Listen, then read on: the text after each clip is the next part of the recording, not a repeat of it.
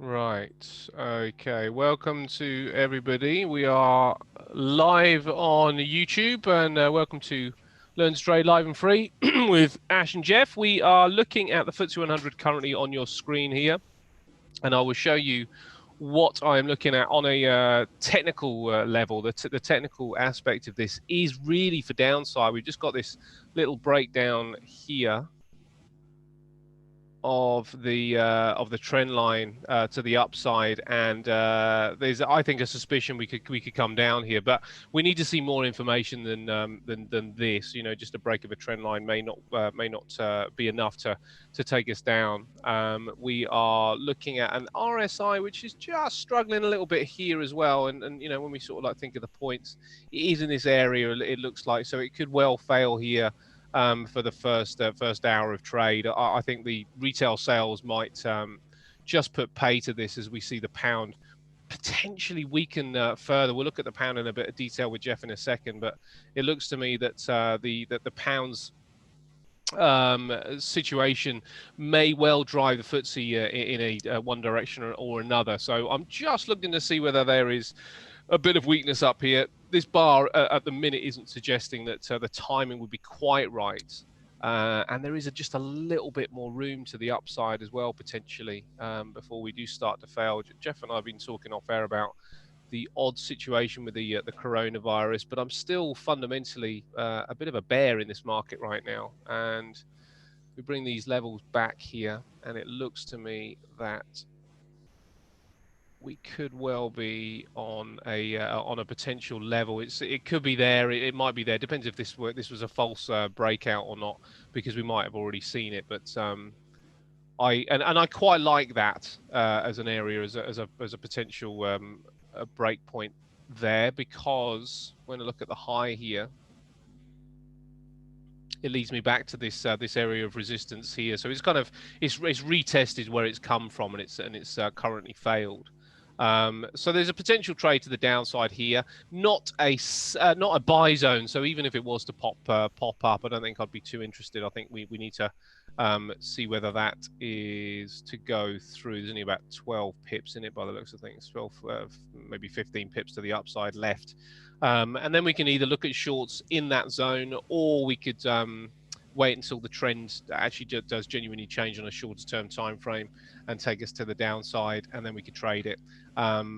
If we are looking for the longs, I kind of want to see this level broken and retested before I was interested in the longs. And still then, I'd only be looking for a long as some sort of protection trade to this point, and then possibly turn around. But that is 200 pips away. So I think there's some scope to move to the upside here and still potentially fail.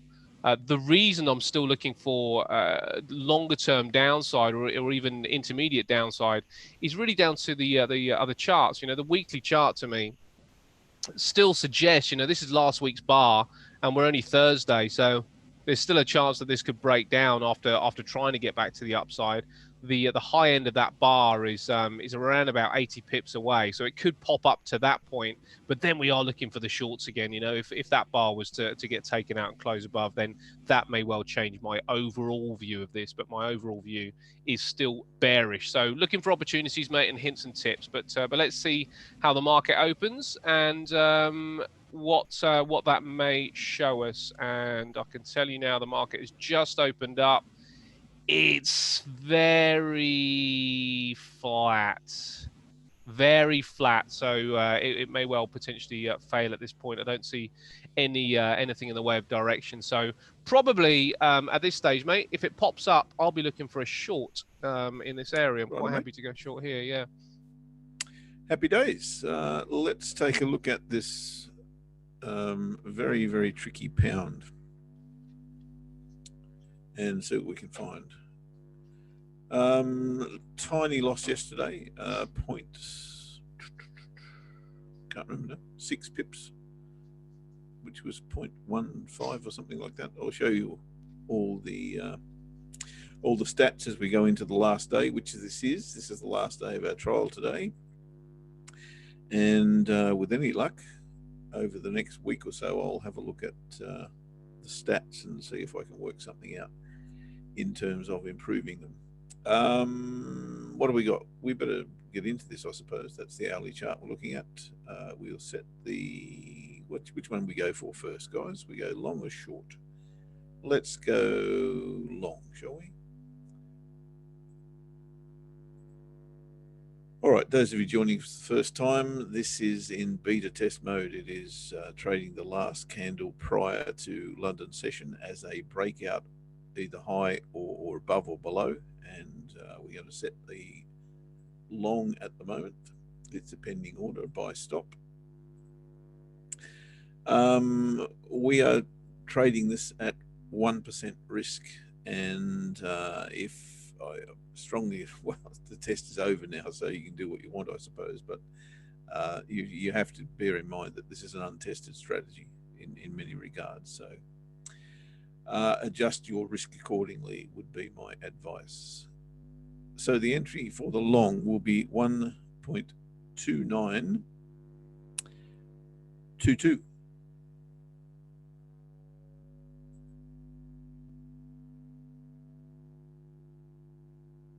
Oops, 2922, and the stop on that is going to be 1.2874.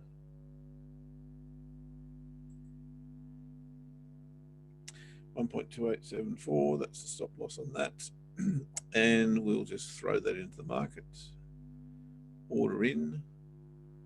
We will reverse that for the short.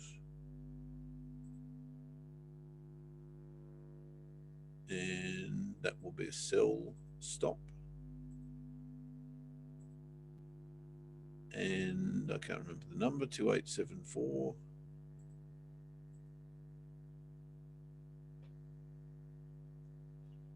With the stop loss, and again I can't remember, at 2922.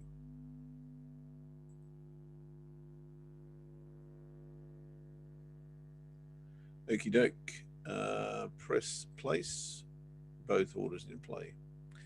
All right, there you can see we have our long entry here at 1.2922. It's also the stop loss for the short.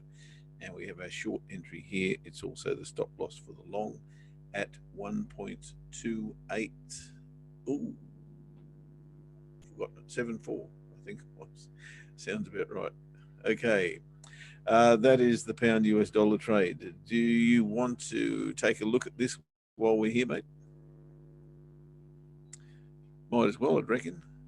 Whilst we're on the charts, let's analyze this little beastie. I'll go to this chart, it's far better. Okay.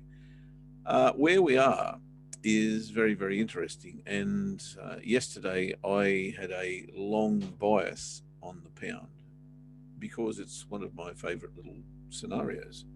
And the scenario was this rather. We had broken the rectangle. Box range is probably what I'm looking for. And not only that, we had broken this very strong horizontal level through here. You can see how much the market has resisted going through here, till finally it did, of course, came back to it. And since we've come back to it, it's been very, very difficult to get back below it. One false break, two false breaks. Is this to be the third? I don't know. But the second false break, which was this one, is exactly what we were playing yesterday. And we had the good sense, I suppose, to recognize that this is also in a bit of a momentum deficiency, if you like, I'll put it that way. And what we did is we decided to place this order in three parts. This was the first entry, there was a second entry here, and there was a third entry as a break and retest of the highs. Obviously, the two others didn't even get a look in. And you should have got a hint, I suppose, when the news, which was good for the pound, this was the news bar, failed to rally. And that was the beginning of the end for the pound US dollar yesterday. And as everybody who's ever opened a chart today will recognize, the dollar has just been on fire. Yeah. in particular against the yen, which is in very, very much free fall, as we've seen, and dollar yen just exploded yesterday. Incredible. It was like a rocket taking off, and that's probably set to continue. One would think. I can't imagine why such a breakout would change tack in an instant. Retracement, consolidation, definitely be looking for that, but wow, what an explosion. As far as pound US dollar is concerned, I can, just backing up what I've just said, I suppose, it's very, very difficult to turn this around, I think. And retracement back to the daily pivot or the bottom of the range would have to see me with a bit of a bearish grin on my face, I would have thought. Whether we're going to be afforded that opportunity is debatable. As momentum builds, I think perhaps on the US dollar strength, can't see the pound rallying on the back of that. It may well be a carnage event in the next 24 hours or so for anything against the US dollar.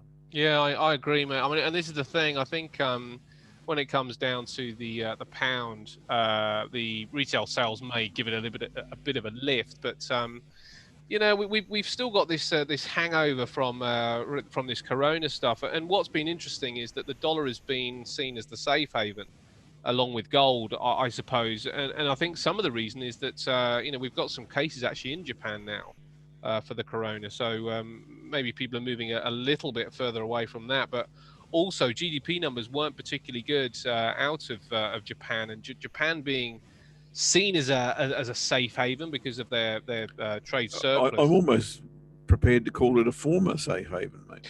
Yeah, do you know what? I'd be with you on that. I'd be with you on that. I wonder whether we might actually be in a scenario like that. I mean, we're going to have to continue to monitor those numbers fairly closely, but there is a short-term. I don't know if we should take this. I mean, there is a short in the FTSE 100. If anybody's appetite likes it, I do like the short here as well. I've got to say, but there might be just a little bit further to go, and maybe it's going to be safer to see if this establishes a trend. But not a bad sell zone anyway that we're in. I think maybe a couple of the problems for Japan is maybe number one. You know, as an exporting nation, they've got quite a lot of competition now in that region of the world, haven't they? With China, you know, putting the squeeze on things over there. But I suppose also number two, the stimulus that has been afforded to them by Shinzo Abe may not have worked. We've seen GDP significantly lower the last couple of days, and you know, that's not suggesting that the program that was put in place is having any benefit right now.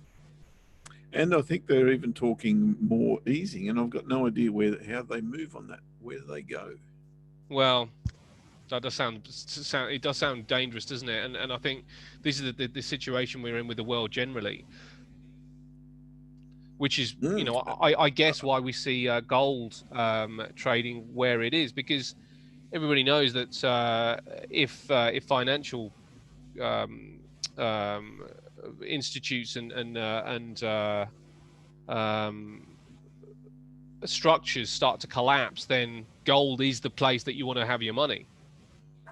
Well, the market's telling us that at the moment, that's for sure. And yeah, you know, we've been saying it for weeks, I suppose, that the virus has got to have an effect.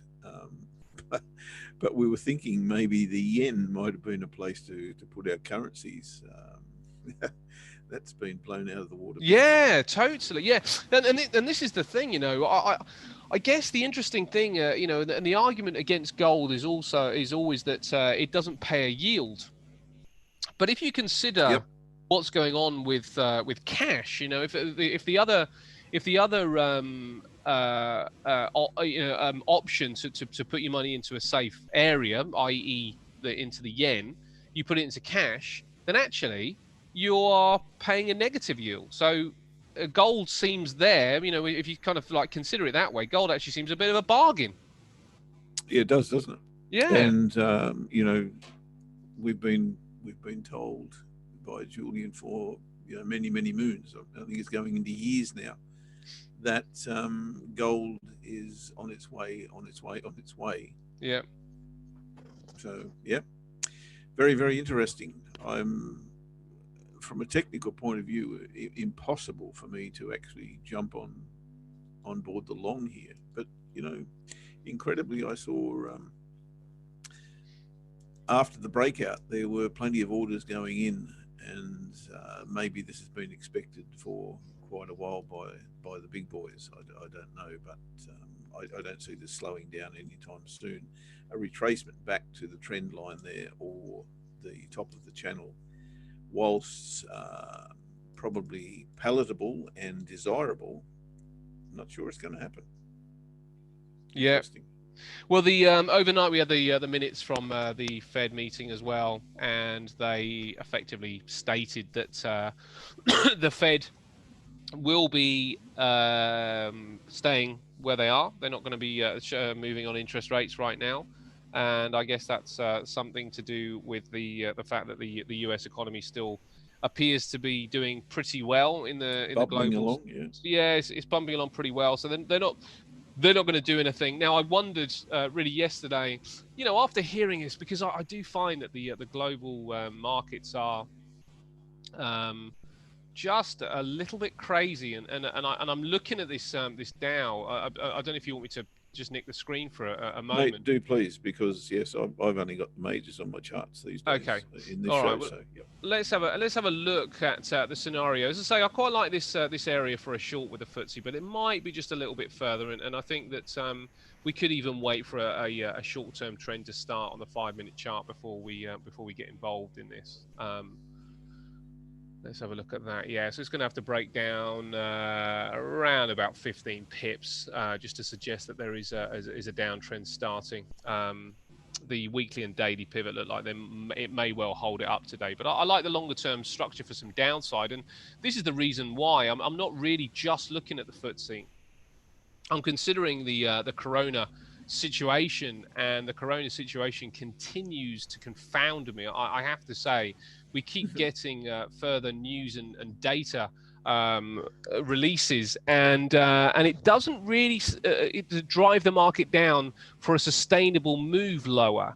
But if things are about earnings and sticking your money in a place where you can actually make something, then I have to say that doubts must be starting to come in at current valuations that people are going to get a decent return on their money by buying up here. Now, let's just consider the Dow, because the Dow was the one that I think is a decent barometer for the FTSE 100. And over the last couple of days, we saw the Dow gap to the downside. If I bring this on an hourly chart here, it gapped to the downside here. And then it went down, and then it came up. And the fact that it's closed the gap and eased back again is a little bit concerning, in my opinion. I think that could look a little bit negative for the Dow Jones Industrials, because the gap has provided a level of resistance, and the market is just it's been unable to get back above it. So I think the Dow is in a little bit of a concerning spot personally. So the Dow is in that scenario. Let's at the S&P. Pretty similar looking as well. Again, we looked at these trend lines on the FTSE, and I think that a similar trend line exists on the S&P and the Dow. So these are both starting to look a little bit heavy in my opinion. So I'm looking at some further weakness in the global markets there. The one that always just is the weirdest of all, in my opinion, is the Nasdaq. And even the Nasdaq is starting to show signs and signals of potential reversal. Now, we do need to see this bar play out for sure, but I think even this is starting to show some signs and signals that it could be having a little bit of weakness up here. Now, that doesn't mean it's going to just all of a sudden turn into a huge surge to the downside, because we've seen these markets. Not far from 3 black crows there, though, is it? No, not at all, mate. No, not at all. There are 3 black crows. Yeah, a little bit of a concern, but gee. If it's just a little bit more decisive, I'd be saying, "Wow, look out!" Yeah, well, I mean, that's on the hourly. If we look at these on the longer term time frames, then the daily yesterday we had another surge to the upside, and this is what we got really with the weekly, and I think these bars start to get a little bit concerning. They're almost weakening as they go so far. We got one more day to complete the week, so let's see what tomorrow brings. But just looks to me like it's running out of a bit of steam up there. Last month's not bar, surprisingly, one would think. But it's been on fire. But the thing that's confounded me, mate, is that the fact that it hasn't done it already. It's had enough reason, I think, to be coming to the downside. And with Apple, discussing their profit warning, it just doesn't seem to me like this market is really it's just a blip on the radar these days, isn't it? Oh, it's just everything's a buying opportunity. Every apparently. single thing that's happened is a buying opportunity, and I just from that particular perspective, it just I can't go along with that. I can't go along with the valuations at this particular area, which means that if there is moves to the upside, yes, we trade them to the upside, but for me, I just want to trade them to the upside so I can get a slightly better price to sell, because in my opinion, this market is coming down. I don't know if it's coming down hard. I don't know if it, with the NASDAQ, it would suggest that it would have to come down hard, because really looking at these weekly bars here, it's pretty parabolic. I mean, look at that. It's the angle is just so steep. Yeah, it's crazy. That that you think that it would fail, and it would fail hard. But what's going to drive it down, and I suspect it's probably going to be when those earnings reports actually do come out. We've had, as I say, Apple come and say that they don't particularly like the forecast for the coming months. The situation in China for a company like Apple is that the supply chain and the workforce and the consumers will both be affected, because obviously the consumers over in China will be affected, and the workforce is affected because of Corona. And this is Apple. I mean, this is a company which has got more money than the majority of countries on the planet, if not all of them. So if Apple are saying that, then you have to start thinking, well, what's that going to do to some of these small guys? And what's the timing? I don't know. And that's the thing. That's the key thing here. I haven't got a clue of the timing. But what have you got there? Is that 1 year? Let's go back to, I suppose, the second lowest, or the second of the swings there, swing lows there. This one here? Go one more. No, sorry, the other way. Oh, this one here. Yeah, that one. Yeah. That's a year ago, right? Yeah. Or not quite. Yeah, no, it is. Oh, no, sorry, mate. Yeah. It's about a year and a half. It's about, say call it 8 months. Let's call it whatever. It's getting towards a year. It's a gestation period. Let's call it a gestation period, which has gone, that looks like about nearly 30%. Oh, what, since that point? Yes. Well, let's have a look. So that's gone up, near. What's that? Yeah, let's call it up. It's up around about 3,000. 700 pips. Let's call it 3,000. Yeah, 3,000 from. Well, I guess that's almost 40%. In fact, that is 40%. It's crazy. Crazy, isn't it? Yeah, in that period of time, you're absolutely right, and but trying to pick the high has been problematic. It's and expensive. I would have thought. Yeah, it has been a difficult start to the year, I have to say, to really get on board with something and let it run, because there's enough strength in these markets, and enough. Reminds me of the Quotash, doesn't it? The market can remain irrational far longer than your account can remain solvent. Yes, which I like that a lot, and big that's lesson there too. Isn't it? Huge. It's a great quote. It's a great quote. Yeah, but it's just one of those things that you end up feeling like the guy from The Big Short. So for most of the of the year, Yes. because But it's the same thing, isn't it? Yeah, you call the market one way, and it just you sweat it out.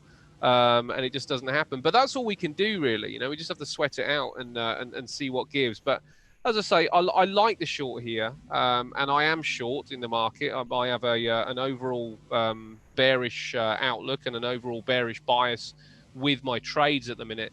Yeah, look, ditto. And when do we actually turn that around at any stage? When the coronavirus, if the coronavirus goes, let's say the coronavirus disappears in the next 2 weeks. Yeah. Well, I use 2 weeks because that's a gestation period, apparently. Let's say it's gone. Yeah. Do we then turn around and say, well, okay, that's that particular worry out of the way, and we can now flip, or are the fundamentals underlying the coronavirus still there, and will they remain there for some time to come? My answer to that question is yes, but I'm not sure what you think about it. Yeah, do you know? I think that I just think what a poignant question. But when it comes down to it, when I think about the stock market, I'm looking at the stock market and I'm thinking these valuations have to be getting a bit out of control. If the coronavirus is over in the next 2 weeks, surely there's still going to be some elements of hangover. We've had some of the postings from the UK the last few days, which haven't been particularly healthy. Lloyd's missed estimates, another, which is a banking stock, another company that escapes me right now, missed estimates as well. So the UK hasn't had the same kind of season that the US has. But I suppose we won't know until we get the next earnings. Has it had an effect? I think speculation, from my perspective, is it must have done, and particularly if Amazon is speculating that it has as well, that would suggest to me that. But isn't that right as well? I mean, we don't know yet what the numbers are actually going to say. I mean, they're still being recorded and accumulated. That's right. And indeed, futures markets and all those sorts of things are going to have to be adjusted dramatically, one would have thought, in the next 2-3 months as these figures come to reporting, I suppose is the word I'm looking for. Yeah. But why the markets at this stage is still got an appetite for buying whatever moves, I have no idea. I really have no idea. I keep saying it, and you keep saying it, but there it is. LT, sir, hi, buddy. Why does the FTSE and the S&P feel so bullish? And that's really the question that we are asking ourselves. Why is it so bullish? Why are people, continuing to buy into the current scenario? And I think it's because the longer-term outlook for markets is still being propped up by central banks. When we look at what happened in the coronavirus and China, then China has added more stimulus to combat the situation and the potential slowdown over there. So I think because people are still reliant on that fact, then they will be quite happy to continue to buy into stocks. And where else are you going to put your money to get a return right now? Yep. Which is the big problem. But when it comes down to it, you have to say, are you getting enough back for the money that you are risking and putting in the market? Because when it comes down to it, you mentioned the S&P. The S&P currently sits at 3,380. Now, if I was to buy one, let's say one contract of the S&P, and it cost me 3,380. Then inevitably, when those companies come back and give some kind of profit, then my yield is going to be lower than if I'd bought in down here. So, if returns of investment start to dry up in this area, then it makes sense for profit to be taken and for this market to start drifting back to the downside, because it's going to get to the point where it's going to be not more expensive, but too expensive to buy into the stock market in these areas. We are on a bit of a crazy run, and maybe that's down to seasonality, maybe that's down to the presidential year, maybe that's down to it's obviously about central banks and liquidity, but it's with Jerome Powell coming out and saying that he doesn't believe that anything needs to be done right now, then we can certainly make the assumption that liquidity from the US point of view is on hold at best and possibly drying up at worst, because they can't continue to pump money into the market, because if they do that and they devalue their currency too much, then things become too expensive for the US consumer.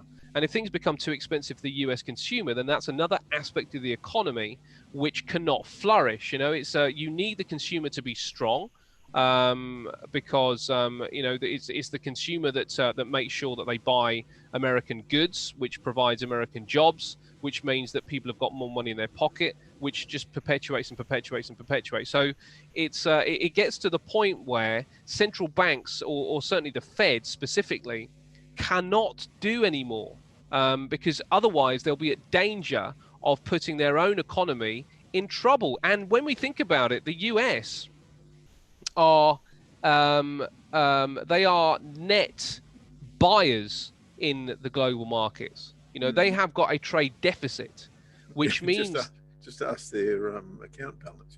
Yeah, look at their account balance, and what that means is that if they were to get too aggressive by lowering their currency, so foreign goods become more expensive, then that means that what's that going to do to the consumption of those foreign goods? Now that might be that you end up with a trade surplus, which is what Donald Trump was trying to create, but it's a bit more complicated than that, isn't it? And this is the issue that central banks face, and this is why Jerome Powell is making sure that he doesn't move too early, I guess, and make the wrong decision. The Fed's under a lot of pressure to get these things right, and I do wonder whether they can do too much more.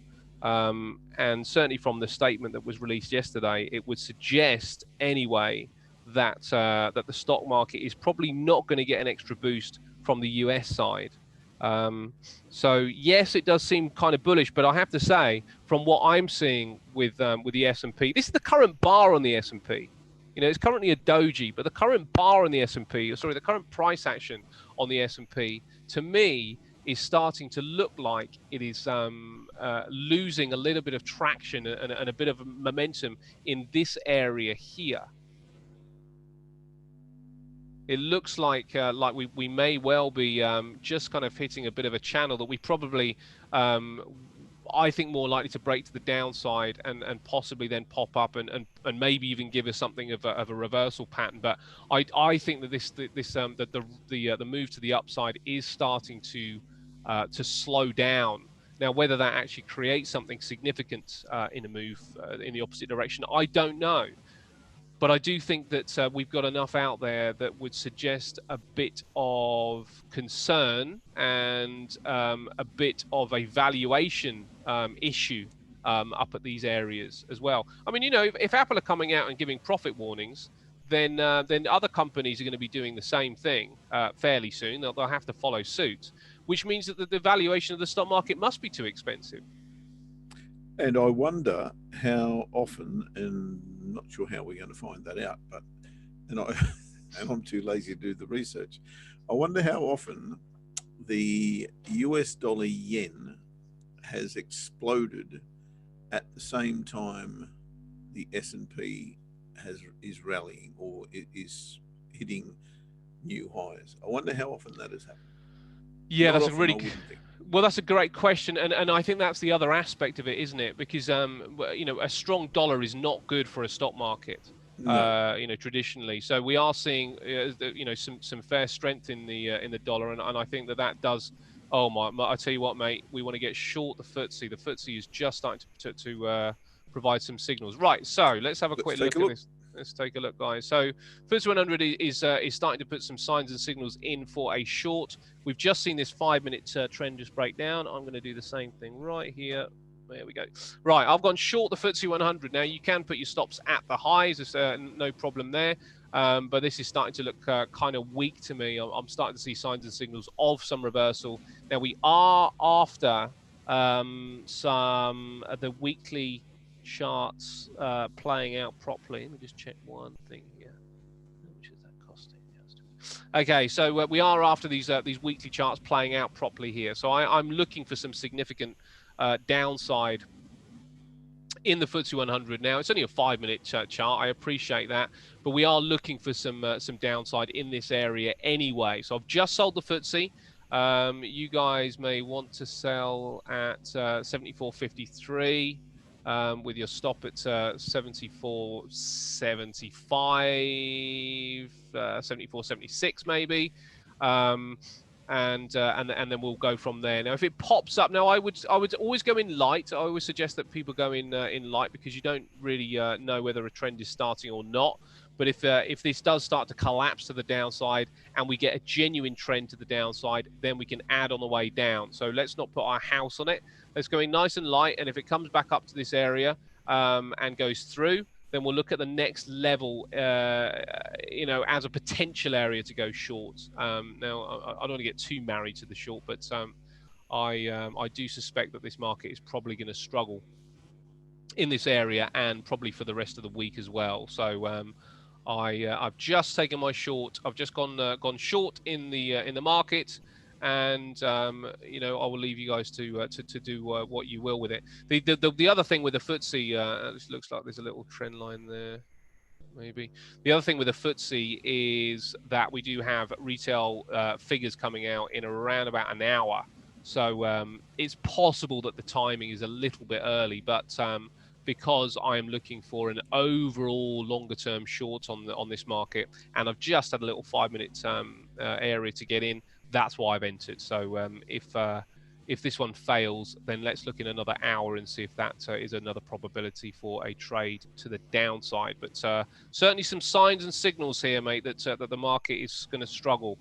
I am currently seeing 1, 2, 3, 4, 5. Let's call it 6. Around about 65% of the top 20 stocks in the FTSE 100 drifting lower.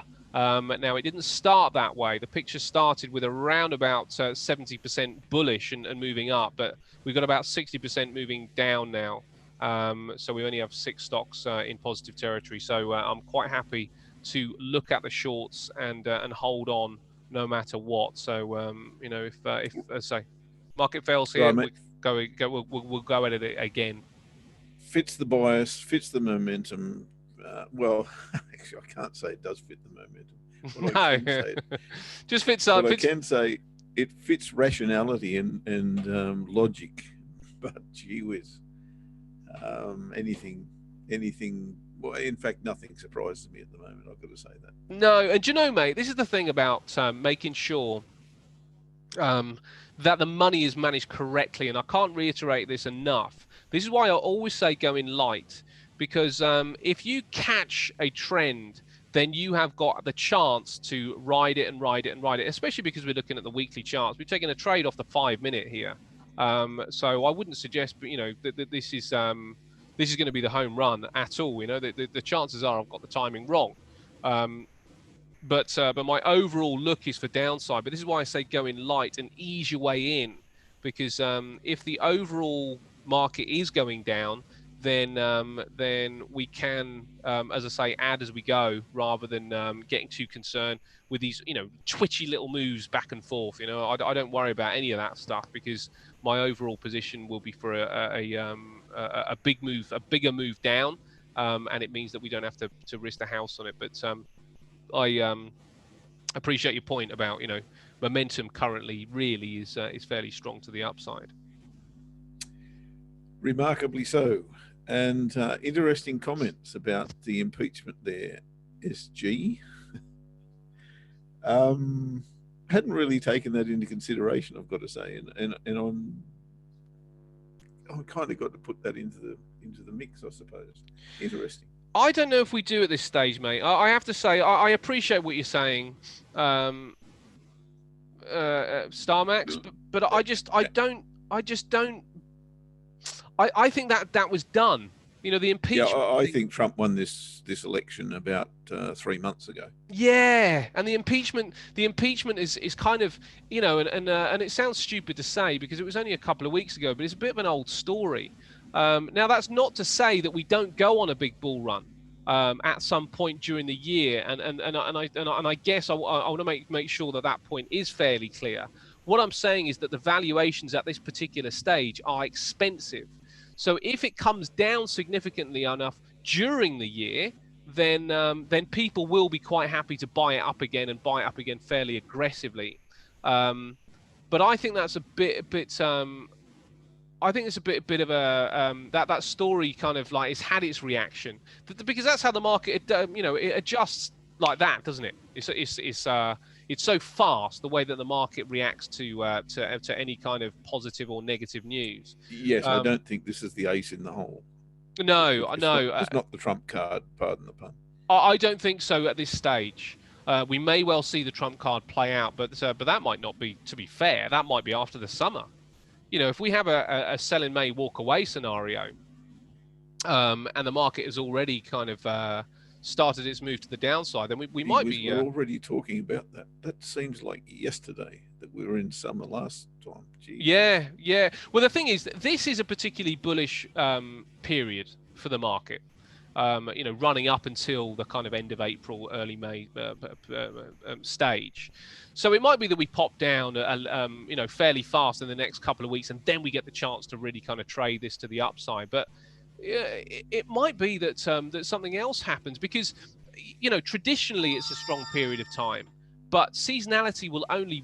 It can't work 100% of the time. Otherwise, everybody would be only using seasonality as their indication to whether they should be trading the stock market. But it does tend to be good. And if you look at statistics of the election year, and you look at statistics of certain parts of the year for seasonality, then you get 70% return, 70% success rate.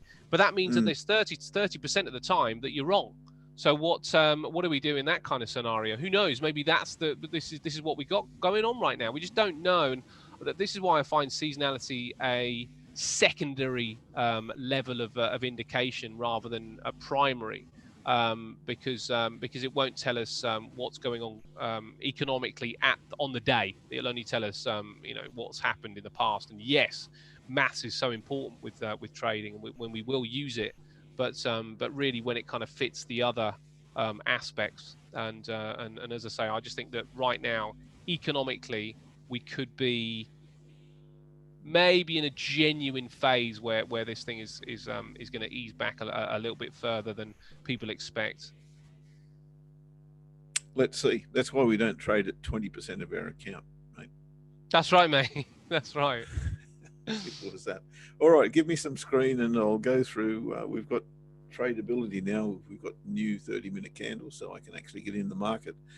And I'm not sure that's going to be the case, but let's take a look around the place and see if I can find something to get us intrigued. I am in a couple of positions, actually, that I'll share with you guys. And generally, I'll only talk about the majors in the show from now on.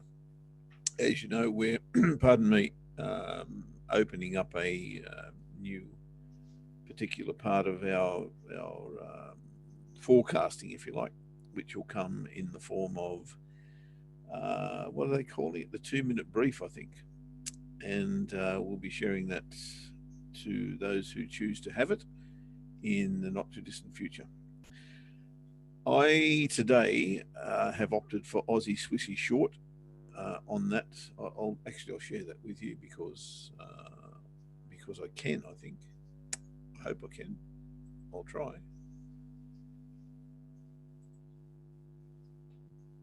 Should be that one there, I think. Sorry, I've got too many screens and I'm not sure which one you guys will be able to see. Hopefully it is that one.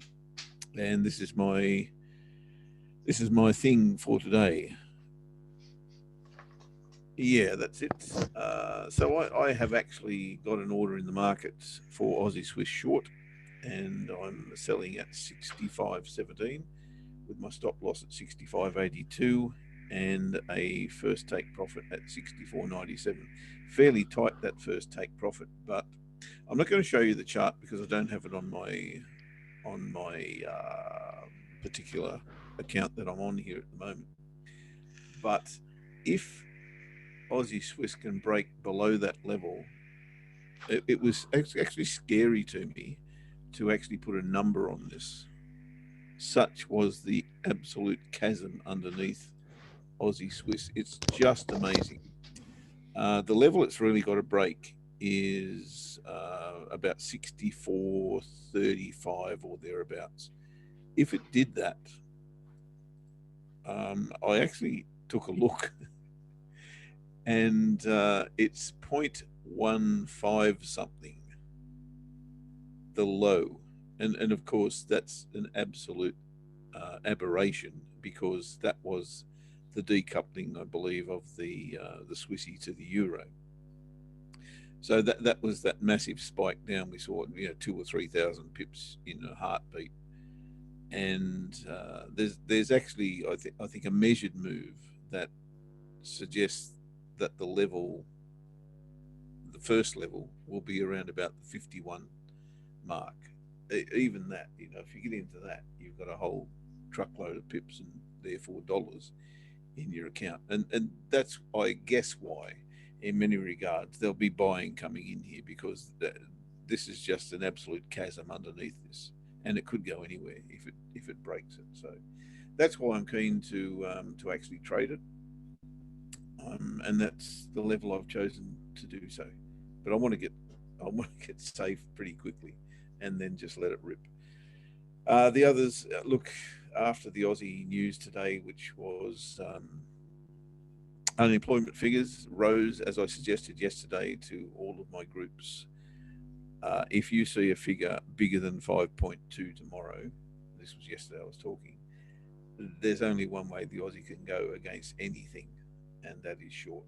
And the reason I say that is because the RBA governor, Philip Lowe, said in a testimony to Parliament, I think, well after the interest rate announcement last month, or was it this month? This month, it's only a couple of weeks ago. He said that the unemployment figure is the one that concerns us most of all, and it went up today. So read into that what you will, but to me that sounds like, at the very least, a dovish RBA statement coming out in about 10 days' time. So there you go. If I needed any reason to think Aussie short, then that will just help me out. So let's go through the charts as I see them. This is quite a I was looking at the CAD actually yesterday, because I was thinking, if the pound is to strengthen off the back of retail sales, then you definitely want to be trading it against the yen. But a weak pound could be a decent trade against the CAD. You see, I don't see a weak pound, but anything against the CAD has got to be a reasonable trade, I believe, because the CAD has got every reason to be strong. Oh gosh, have you seen WTI again today? I traded WTI. I flagged that to you guys yesterday. I thought yesterday's day, or the day before yesterday, the bar on that was particularly interesting, and I did trade that. So yeah, pop, lovely pop, wasn't it? And that would suggest that the CAD would probably have a little bit more upside as well. Absolutely, yeah. And apart from that, the economics aren't too bad. The interest rate differential is good. I can't think of a reason why the CAD wouldn't be strong. Yeah. At all. Yeah. The only thing I wouldn't want to trade against at the moment is the dollar. Yeah, and I was going to say, and that's even another a bonus, isn't it, for the CAD? The fact that the dollar's strong, because their closest neighbour is doing some pretty good business. Yeah, it could drag it with it. Yep, absolutely true. Yep. So let's take a look at these guys. Euro dollar. Yesterday we were asked the question, can this rally? And the answer was yes, of course it can. But and here we see the reason for the but. The but is how far can it go if it does? And the answer to that is very much in what we're seeing here right now. We're in a range. We've gone into a consolidation period. And pardon me, the interesting part about that is, while the dollar strengthened so dramatically yesterday, the euro kind of held its ground, which is interesting.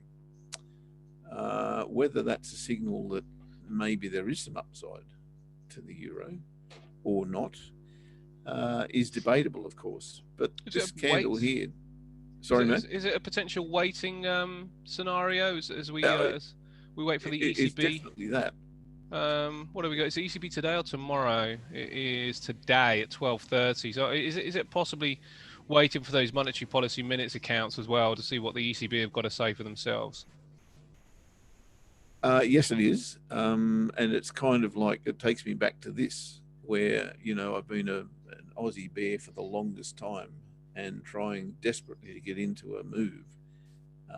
And yet the only real moves that are happening without beautiful entry signals, mind you, that wasn't a bad one yesterday if you're prepared to trade into the lows, are the news announcements. So the fundamentals are driving the market. There's no question about that at the moment.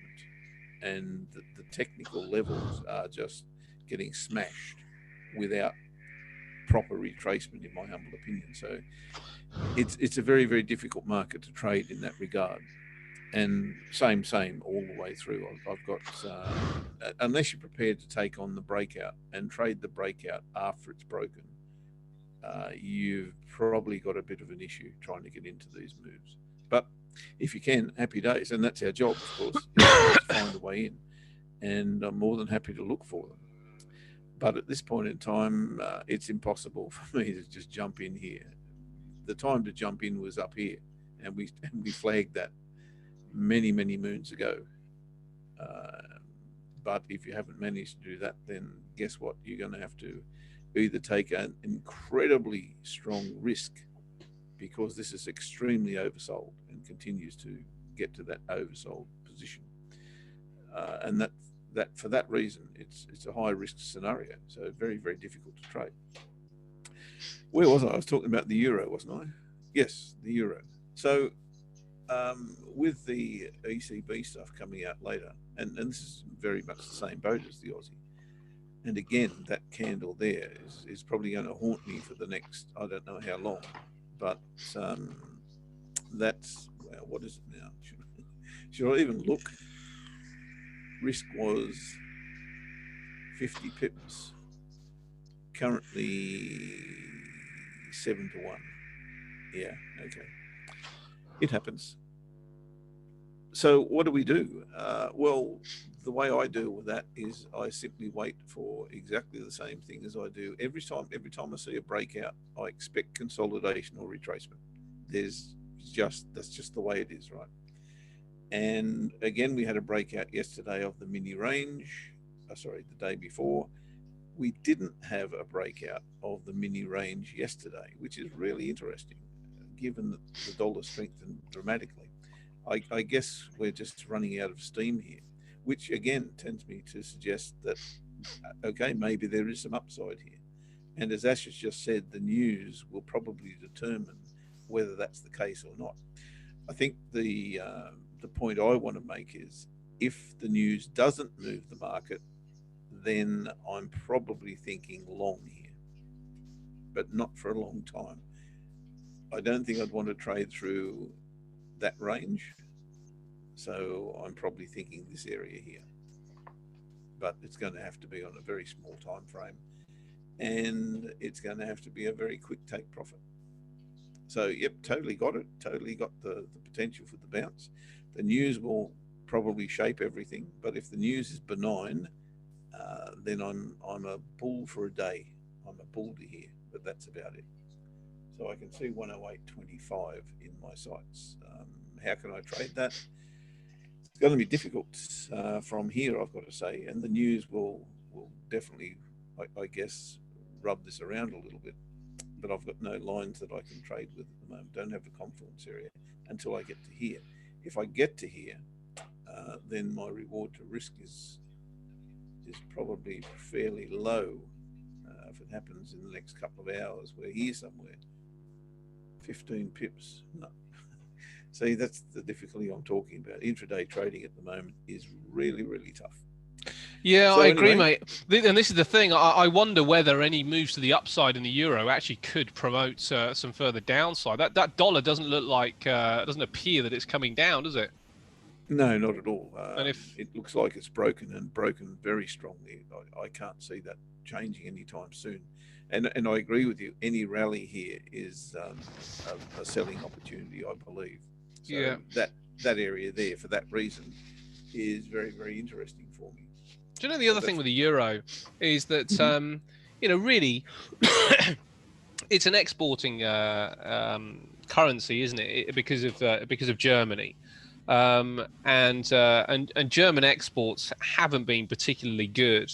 So if the numbers from Germany haven't been particularly good, and if that was to continue, then you would suspect that the ECB is going to find it very difficult to move into any kind of positivity when it comes to monetary stimulus. You'd suspect that if anything, that the probably the best they can do is stay where they are. But at worst, they're going to add some further stimulus. Now, I know Christine Lagarde is a completely different animal, and when it comes down to it, she may well have the clout to put pressure on some of the European banks and European governments, I should say, to add some fiscal stimulus of their own, and that's what she's after them doing.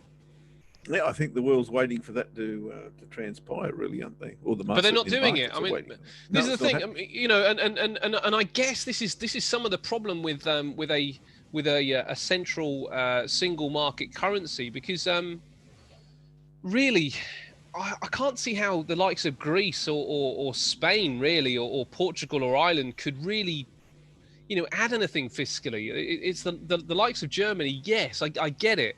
But this is the slight issue with a single market currency. It can't work for all, or the only instrument that those countries really have to diversify from the other countries that they are lumped in with is to have their governments provide some kind of stimulus of their own. So I get her position completely. Actually, I think that she's probably right on the money with it. Wouldn't like to be her, I've got to say. No, geez, what a job that is. Although the pay packet would be substantial. Yeah, I was going to say. Yeah, even if she does a year and is like, I can't do this anymore, then she could still probably go and live on a pretty nice island in the Caribbean somewhere without too many worries. I would imagine. She's got some good contacts, I would imagine, also over the years. Yeah, I think she knows a few people. Yeah. Oh, yeah. Well, the IMF is another, interesting institute. I wonder what their kind of their power is as well. At the minute, just the way that the kind of world is working, and every country they'd be kind of doing overtime, devaluing currencies, wouldn't they, or credit ratings? Yeah, well, it's the IMF's job to make sure that that there is equilibrium between countries. But there's no doubt about it. The whole reason that China and America fell out in the first place is that Donald Trump sees that the Chinese are undercutting everybody, kind of almost illegally, I guess would be his point, which is why he's trying to encourage the Fed to pretty much play the same game. And I suppose I understand his position about the IMF. I get why he's probably quite angry with the situation there. But then you have to wonder, as I say, what's their real power if they're kind of sitting on the sidelines and allowing China to do what they're doing? Then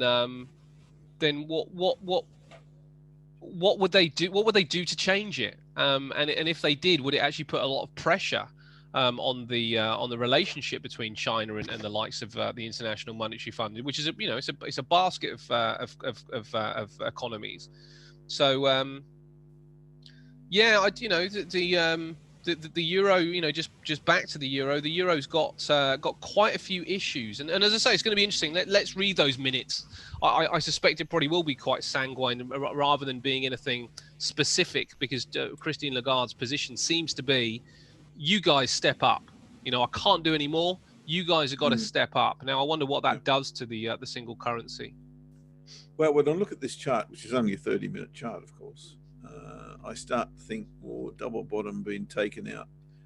Wow, there would have been some liquidity here. Sorry, mate. Just quickly, Chris Lee just asking about explaining the strategy of the slingshot. We can't do that here, mate. We can give you trades and we can give you a skeleton overview of what we're looking at, but We can't do that because there are people that have gone through the program who are learning this stuff in detail. So it wouldn't be fair on those people for us just to go through a strategy online, completely for free, because anybody could be listening in that is nothing to do with the Actions to Wealth family and the Actions to Wealth structure. So we can't go into detail about any of the strategies, but we can give you overviews of what we're looking at. I mean, we do give a lot of detail of the way that we trade and the way that we're looking at, but actually to give you the specifics would just be unfair. Mate, if you are in the Actions to Wealth family, then there is some free stuff coming up. And I haven't got the information in front of me, but we've all agreed to share parts of our strategy online in a free session, and it's going over a period of months. I think it's happening on a Monday, might even be on a Sunday. All the details, I'm pretty sure, will either be on the website or at Contact Actions to Wealth if you want to take a look at that at some stage. More than happy to do that in that forum, but pretty much we're in a situation where we are in an agreement with Actions to Wealth, and our strategies are pretty much, as Ash has just said, tied up in that organisation. With more than happy to be in that organisation, I've got to tell you, because it's a very, very integrity-rich company to be in. Very more than happy to be there. So, that's the answer to the question. So, currently gold and silver has been spiking lately. Do you think it will continue to rise? Ash, you can tackle that one in a minute. Yeah. I'm just going to whiz through these charts to see if there's anything that I can trade. I'll repeat. Now, I'm going to have a look at the 4-hour chart, see what that looks like on euro dollar. That's a scenario that is oftentimes a liquidity provider for those who seek to buy a currency pair. We've had a double bottom taken out by a spike. Very, very often you'll find that will result in a buying scenario here. Not saying buy the euro. I'm saying use your own strategies and your own methodology of getting into that if you can. My methodology of getting into that would be to maybe break the daily pivot, come back and seek a higher low here. Then I could go for that area there, and that's what I'll be doing if I see that. That's exactly what I'll be doing. Okay, so that's euro dollar. Aussie is just too far gone. There's no way I can trade that, sadly. In fact, I've got tears on my keyboard as I see it, but that's the way it is. If you manage to find the retracement here, I think you're in a good position. Dollar yen is pretty much the same thing. Although that said, I'd be willing to trade this back. I would be willing to trade this back. I've just got to see something that gives me an indication that it can. That's not going to happen quickly. And if I'm prepared to take the high risk route, then the 30-minute chart would need to show me at least a double top, or at least something here. So left shoulder, right shoulder, or something like that. I would need to see something like that before I actually attempted to trade this short. This is on fire, and wow, look at that. That's just amazing. Wish I was in there. This happened while I slept. Took out my stop, of course. I was short the dollar yen on a weekly basis. Yeah, I remember that trade. Those of you who, where was that? I was with you, mate, as well. I was with you on that. So that particular stance. Oh, no, it was over here. So yeah, we traded this bar here, right? And we took our profit here, which was the obvious and right thing to do. But since then, holy mackerel, it's all been uphill, so to speak. So unfortunately, I was anticipating this would break to the downside and cash in big time, but small win only on that one, unfortunately. So that's dollar yen. Would love to be able to trade it back, because we are at a substantial. Well, let's go back to the bigger time frame. We are at a substantial level, in my humble opinion. Or maybe it's a little bit higher, but we're certainly in that area. We're in that cloud area where we've had support, we've had resistance, we've had support, we've had support here, we've had resistance here. We're in the zone where there's a potential selling opportunity here, but it will only be on a small time frame because this is, in my humble opinion, serious. This is a breakout and it's a substantial one.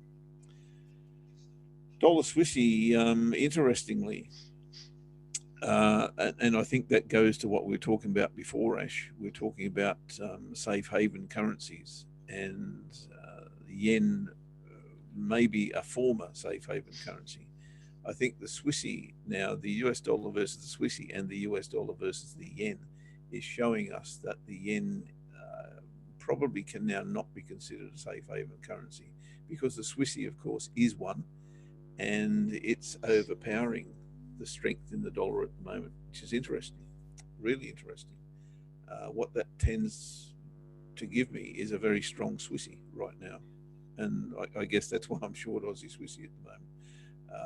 That's the correlation that I'm getting. I'm getting relative strength in the Swissy big time. I think it's the biggest thing on the show at the moment, if it's not the US dollar, right? So take that as you will, but I think that's a really, really good indicator how strong the Swissy is at the moment. Oh, mate, I'm totally with you. And you know what? We were talking earlier on about the strength of the yen traditionally being the safe haven, but pretty good numbers again from the Swissy at 7 a.m. this morning. 4.78 $4.78 billion trade balance. So they've got a trade surplus of 4.78 billion dollars, and that's the highest it's been for the year. No, I don't know whether that's a gold play. I don't know why that they're doing so well. See that. Yeah, but you have to kind of like look at why people go into specific areas, and if this is a safe haven environment that we're in, I think we would do a lot worse than look at the Swissy. In comparison, we were looking at the yen, obviously traditionally before, but the Swissy does play that part as well. And I think we could do a lot worse than those guys. I'd like to look at some of the other numbers coming out of Switzerland, but those particular numbers do suggest that the Swissy would be a great place to put it. And again, you wouldn't go against the dollar, would you? But you would certainly look at the Swissy against something like the euro or even the pound, or maybe even the Aussie. Thinking about it. Name your poison. Anything apart from the dollar, I think. Yeah. Well, and the CAD. Yep, the CAD would be second. That's true. Very much so. Yeah. But yeah, anything else, I think you probably got a very good show of having the right direction. You like Euro Swiss? God, my goodness me! No wonder you like Euro Swiss. That's on its way, isn't it? I'm in Aussie Swiss, not Euro Aussie Swiss. Sorry, Aussie Swiss. Yeah, that's got that's got a little bit more room to travel. It's a difficult one down there, actually, but it's a pretty good-looking market, isn't it? Yeah, I kind of like it. Hopefully that will pan out quite well. I'll just quickly wrap this up because we're way over time. Kiwi's in the same boat as the Aussie, and they tend to travel together pretty much as well. So I can't imagine that I'd be buying the Kiwi anytime soon, except on a retracement. And again, you know my thoughts on that. I've got to have a good signal to be able to do so. Dollar CAD is, yeah, look, I suppose given the strength of oil at the moment, and I haven't had a look at oil lately, but I guess it's probably retracing a bit. We're probably going to expect a little bit of consolidation or retracement on this one as well today. Sorry, that's not true. What I'd be expecting is a breakout here. I'd be expecting a breakout of dollar CAD at some stage. But I still think the CAD has got very good potential to hold this back. So I'm not thinking higher highs. I'm thinking maybe we're going to hang around this area for a bit. but I can see the weekly pivot. So I can see a breakout of resistance on the back of yesterday's dollar strength, but I don't know that it's sustainable on dollar CAD. Just not sure about that one. I don't want to trade it, that's for sure. And pound US dollar, we haven't been triggered into the trade as yet. This is the 4-hour charts. I've given you my analysis on pound US dollar anyway. I'm in pound Aussie long, just above entry at the moment. I put this out this morning in the Slingshot TTR show, but I thought I'd show you guys anyway. The other one I'm in is Aussie Swiss shorts, and I think this one looks okay as well. As I said, anything against the Aussie should be okay, even the pound. But if the pound takes off, this will be a red hot trade, because the pound has only to take off, and as you know, the pound takes off, it takes off, and that's what I'm counting on. So we'll see. So that's me, Ash. Do you want to tackle those questions from Chris? Sure. Go? Yeah, let's do that. Okay, so firstly, let's go in order. So firstly, gold and silver. Let me show you the chart on gold and silver. The answer to the question on the short term would be yes. I'd certainly continue to play gold to the upside on the short term if that was my my bag, but it absolutely wouldn't be, because what I'd want to do if I was looking for short term moves in a direction is to get some longer term bias as well. And my problem with gold is that you look at this on the monthly chart. Now you can't see the price action that well here, but this is getting to overbought territory here on the RSI. Now that doesn't mean that it's coming down. I've just had a look back, and sometimes it comes down. Look at this one; it goes up even further,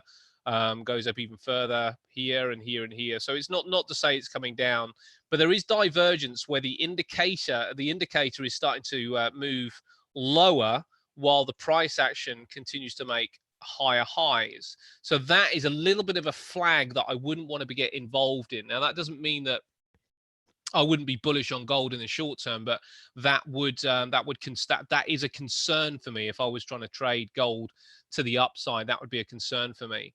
And what I'd like to see with gold is similar to the stock market. I am bullish the stock market longer term, but just not in the short term run. So if gold came back down again, probably to a much more significant level than where we are right now. But if gold started to pop down to maybe this area, so around about the 15, what's that? That's 1600. That may not. Let's have a look at this on a proper time frame here. 1540. Yeah, it'd have to come back fairly significantly for me to trade it. It's got to take out this bar, because this might be your first indication that that this area could be the area of weakness with gold. But then if we take in the kind of the economic environment that we have right now, then having gold in a portfolio is completely sensible. But I wouldn't want to be trading this. I think you're going to find easier and better trades to get involved in than gold. I think that it could bash its head against here for a little while. So gold long, but not until a significant dip. And it's probably the same play with silver. I haven't looked at silver for quite some time, because gold is a better barometer for the global economic situation. But let's have a quick look at silver as well. Silver's a much better play, actually. Yeah, much better play. Look how much lower that is. It's a monthly chart on silver. Much better play. So I'd be much more interested in silver than I would be gold. I mean, silver to its highs is potentially more than double. You look at gold in the same scenario right now. To its highs, it's 19. It's probably got about another third to travel or something. So you're looking at a potential for a maybe 20% gain to the upside with gold, but a potentially 100% gain with silver. So silver's a much more interesting play, in my opinion, than gold would be at this particular juncture. The people say the yen is a safe haven because The yen is one of the only countries. Japan is one of the only countries that works off a trade surplus. So it sells more than it buys internationally. Now that is changing, and you know, traditionally it was the one. You know, it had a booming time economically when it was exporting a lot of its goods. But it is starting to lose its status because of China. You know, China is probably if not the leading exporter of the world, it's certainly very very closely behind Japan. So because Japan is really the world's exporter, that is why it is a safe haven. Because in dangerous times, you want to go with a country that has a surplus of money coming in, rather than a country that has a trade deficit. Now, that doesn't mean trade deficits are bad, but it means, because what could be happening is that you might be working off a trade deficit to invest in your country, which means that later down the line you'll see the returns. But in bad times, in difficult economic global times, then running a trade deficit is a dangerous situation and scenario to be in, because you haven't potentially got the cash to pay back off your debtors at that particular time. You're really investing potentially for the future. So that's why the yen is the safe haven of the global economy, and that's why when I look at trade balance for the Swissy, then that would interest me in a downturn of global economies, because that is also running a trade surplus as well, and a significant one at that. So another safe haven would be the Swissy. And Japan's GDP has been fairly bad recently, so that could suggest that maybe that trade surplus could be under pressure. What do I think of the trade advice from FX Wire Pro? Never heard of them, mate, so I don't know. They may be brilliant, and I have just literally opened up a tab to have a look at them, and I will look into them to see who they are and what they're like. All I would say is that if to this point you found them useful and you found that they're reporting to be of use to you, then I would continue to use them, because you need a good news feed, you know. And if Golden rule. yeah, if it works, use it. Yeah, stick with it. I mean, I don't want to down anybody. I don't want to do down anybody, because they might be amazing, but I've never heard of them personally. But that's not because they aren't a big player. It's just that I am exposed to what I'm exposed to, and I've never been exposed to these guys. So I will look into them and probably have an answer for you properly next week as to whether I would use them. But if you're finding that they work, then I wouldn't. That's all that counts, mate. That's all that counts. I wouldn't come away from that. For IFS Markets does not trade Chinese yuan. Why is that so? Many of the brokers don't, because it is pegged to the dollar, and every morning at 9:45, I think, something like that, they re-peg the range to the dollar. So I suspect that's why. I can't give you a definitive answer on that, because I'm not part of those companies. But however, we can give you a definitive answer next Tuesday, because we are going to interview a guy who has been broker for years and years. Oh, brilliant. And he's now just gone, well, only just, there's a few round the blocks now. He's got a brokerage that is claiming to be the cheapest and fastest in execution, etc., etc. And we're going to talk to him on Tuesday as our next interview in the interview series, Meet the Traders. And that's from, was it 4:35, I think, Singapore time, Hong Kong time? Yeah, I believe so, mate.